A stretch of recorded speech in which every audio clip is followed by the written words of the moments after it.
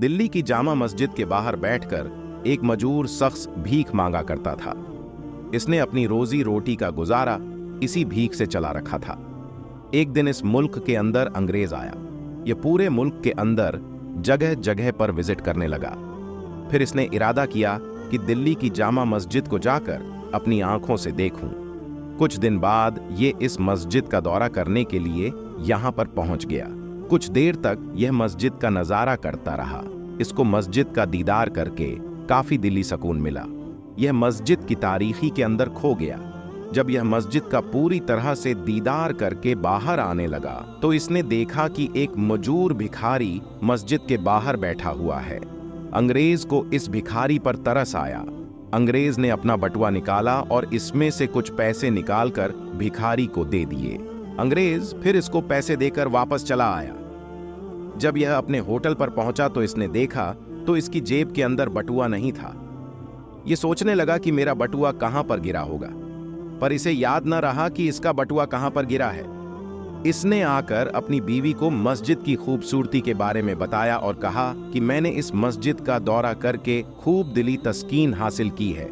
तुम भी जब फ्री हो जाओ तो मेरे साथ चलना, मैं तुम्हें इस मस्जिद का विजिट कराऊंगा।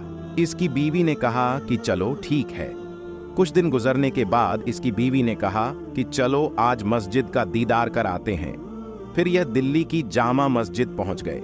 कुछ देर तक यह दोनों मियां बीवी मस्जिद को विजिट करते रहे और मस्जिद के दीदार में गुम हो गए।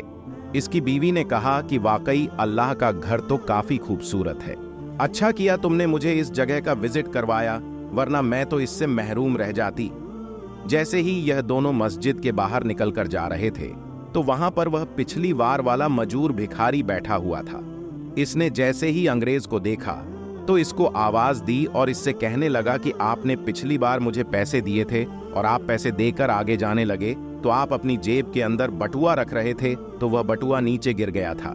जैसे ही मैंने वह उठाकर आपको आवाज देकर यह वापस करने की कोशिश की तो आप यहां से जा चुके थे, इसलिए वह बटुआ मैंने अपने पास रख लिया था।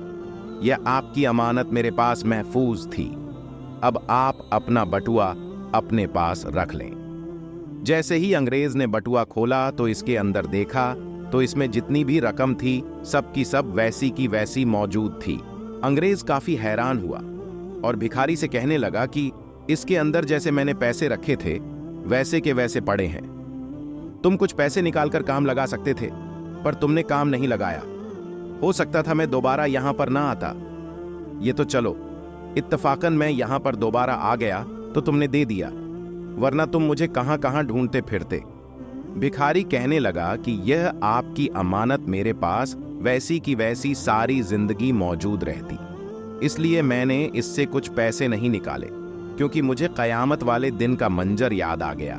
कयामत वाले दिन हर उम्मती अपने पैगंबरों के पीछे होगा। जमातों की सूरत में अंबिया अलैहिस्सलाम आगे होंगे और इनके पीछे हम सब उम्मती खड़े होंगे।